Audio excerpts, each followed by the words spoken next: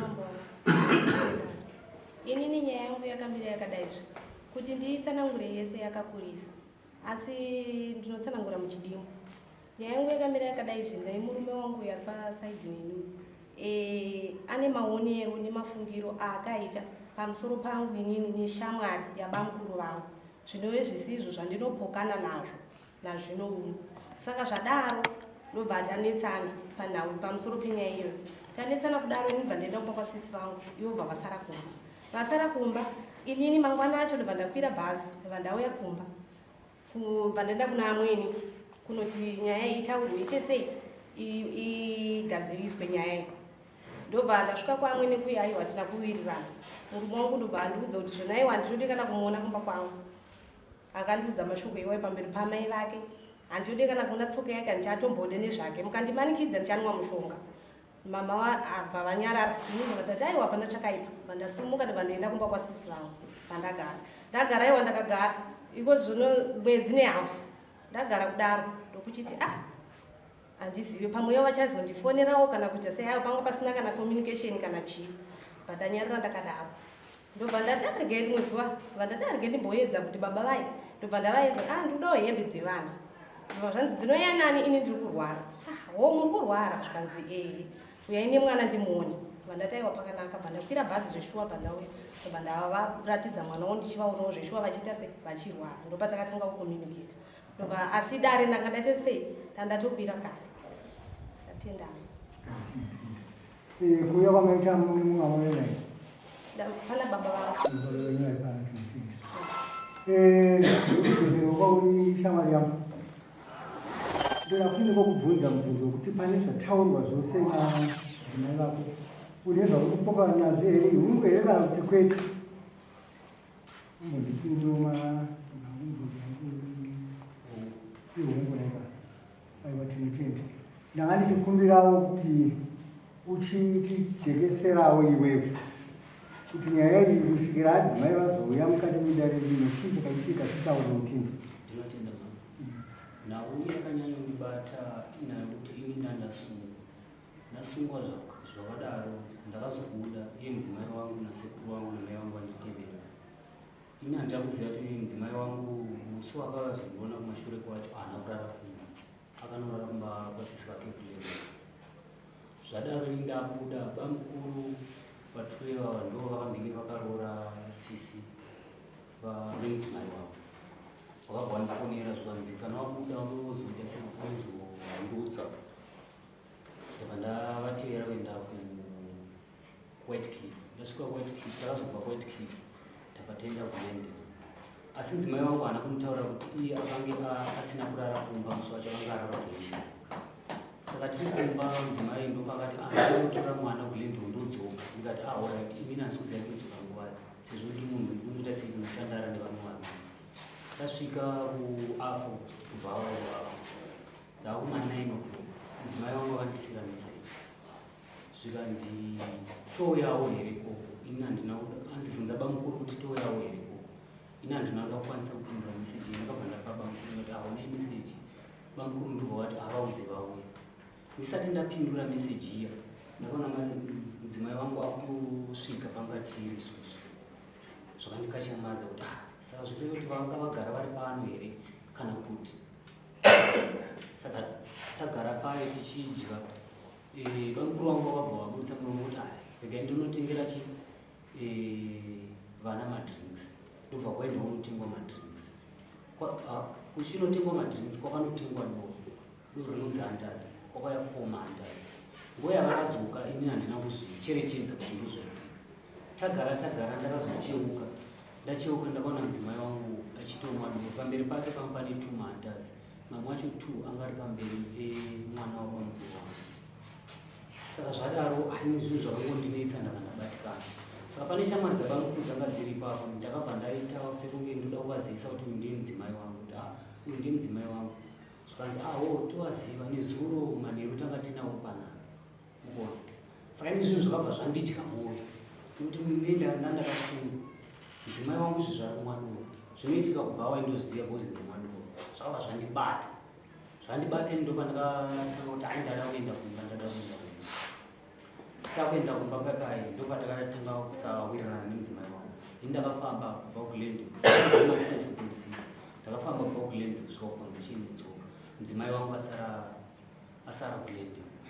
Ndakabva ndanorara kumba kuseni, akanyararawo, ndakanyararawo. Hongu zvishuwa akauya kumba kwamai but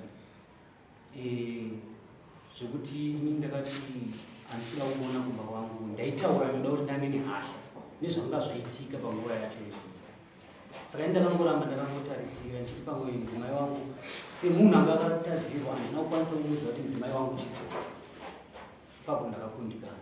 Ndaitarisira kuti pamwe achaunoudza ana sekuru vangu nana sekuru vakawanda kana kuti munyaya wangu ndiwo vanova sekuru vangu zvakare. Ndaitarisira kuti achadaro but mudzimai wangu anangosvika pakudaro.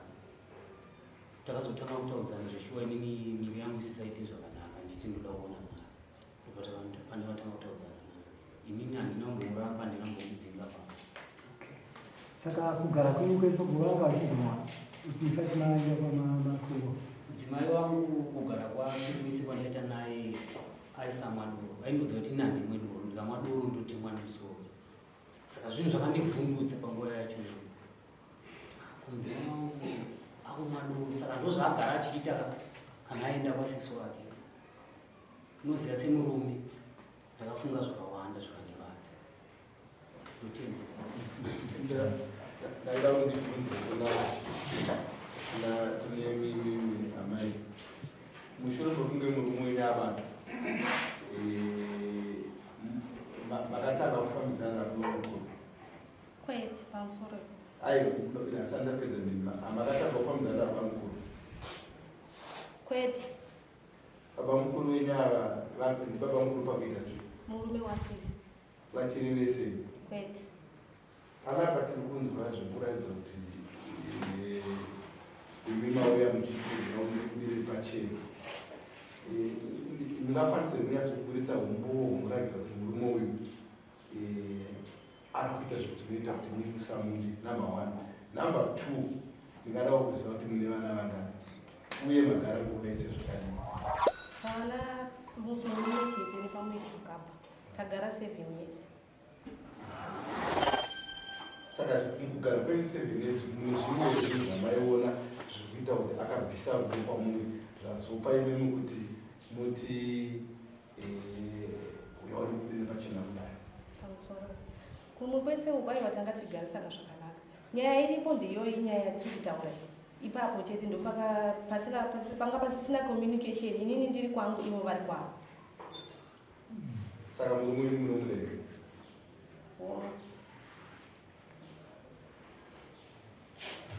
Pane panada kuti ndikubvunzira njesi. Panyaya yataurwa nemurume wako yokunwa doro, panzi wakazogirwa doro zuva iroro handasi, ichokwadi chaakutaura kandari kukunyepa. Ichocho ichokwadi, doro rakatouya. Basi handina kunwa ndichiripedza.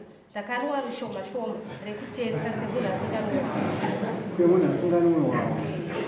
Wakati ndobvaitambitambi. Doro makanga handitika shoma shoma unyangwe rakawanda nomakunwa.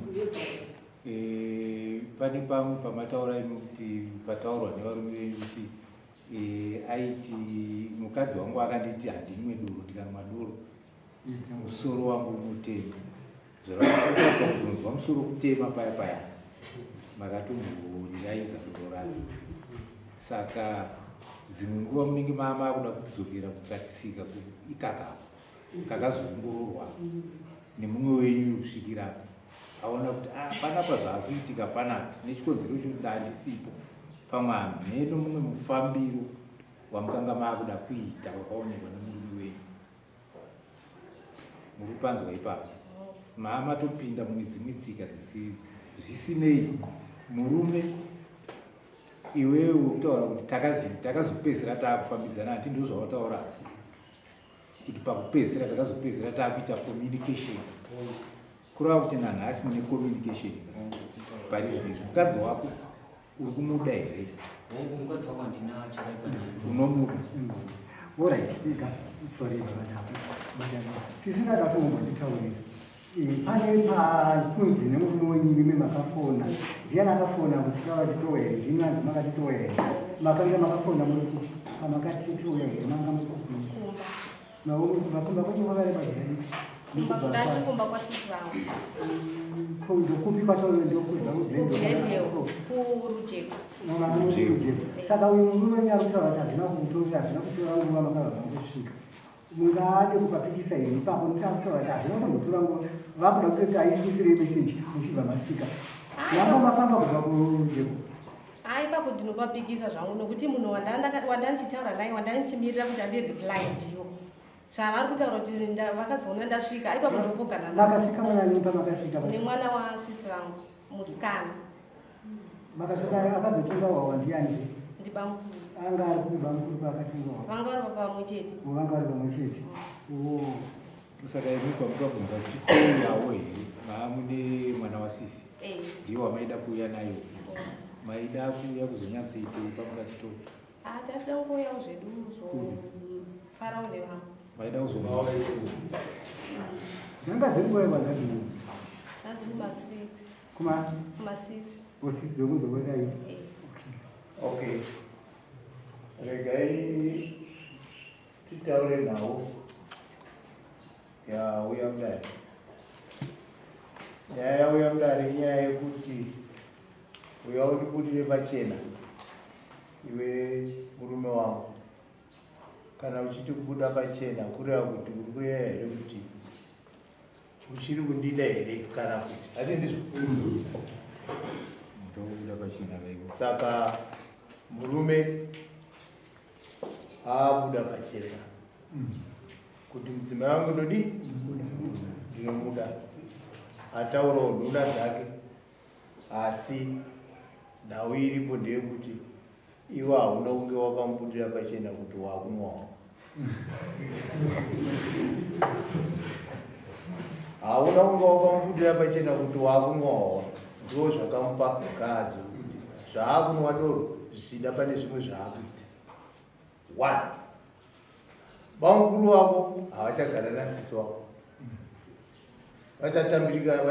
uchatamba nawo here sisi wako wakashaya here kana kuti wakarambana hatitoa vakarambana asi bamukuru iwavo uramba unawo hatiri kuzvona kana sisi wako wakarambana naye akanzwa kuti iwe una bamukuru muri kufambidzana muchidaro muchitengerana doro anozvii vachizvidza kuti mutengerwa doro napabamukuru iwe uri propati yemumwe munhu kei uri propati yemumwe munhu kana kuti wakafrustratedwa nezvekuti murume aenda kujeni chirega ichimwawa zvino ichi tiri kuti aye murume wako ataura zviri muhana make iwewe ndopa wakamutadzira ipapo ii ndiri kuti svipira pasi hatisi kuda kuti imba ini ifudzike hati ndi murume wako unomuda iwe murume wako anomuda nawe doro siyana naye murume wako haasi kutoida hati ndi imba yenyu ngaiende mberi enda kumachechi siyana nehwawa wakatakwa kwaya kubhawa unenge wakubatwa nomunhu mosese hati unoziva hazviite nauye keitoda kuuya ikokwe kupi akuuyiwe ungateere murume kubhawa siyana nazvo murume wako anokuda iwo murume wako unomuda iye anokuda saka hapana ichakaipa chandaona chiripo chete chekuti siya hwawewa hati ndizvo dhasi edoro iwo wauya nani ba okay alright iwo wauya nababa alright endai zvino munogara ndiri kuwada wauye panapa asekuru ngauye pano baba ngauye pano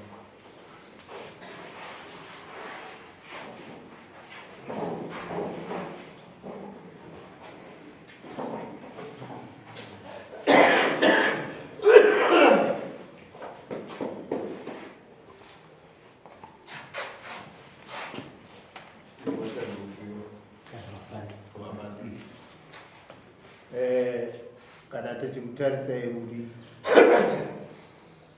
nana mukurungai nana mukurungai iwe ndiwe utori mubereki womukomana atiti ava ndo mubereki womusikana. Nhau yataona panapa kuvana venyu ndeyekuti haisi nyaya yekuti vaparadzane, asi nhau yataona kumubereki womusikana inyaya yekuti musikana dai asiyana nezvidoro, imba yake iende mberi. Mukomana mudzimai wakanomuka, imwe mudzimai murume wakanomuka. Saka tine zvimwe zvatinoita pano, asi imba dzinotozoumbilidzwa nemi vabereki, imba iende mberi. Haisi imba yatiri kuona kuti ingave nechakaipa kwete, asi zvinoda kudzimurwa. Uyo mwana uyo musikana uyo bangura avo wakasiyana nasisi wake haachafambidzana navo iye, ngaasiyane navo nokuti vanoparadza imba. Varume zvavanoita tozvisira kai angauraya imba imwana ngazvipere. Saka izvo zvinopamhirwa kuudzirwa nemi vabereki vabereka mwana. Sekuru muzukuru wenyu mudzimai wakanomuka, zvakamukodzera kuti azochiziya achitaura inyaya yehwahwa hwaakaona hwatengwa nababa mukuru auya atera kupapo, zvakamugumbura. Saka nyaya dzikati ngadzipere, imba iende mberi. Atenda Dzokai kaviri pambera. Ah,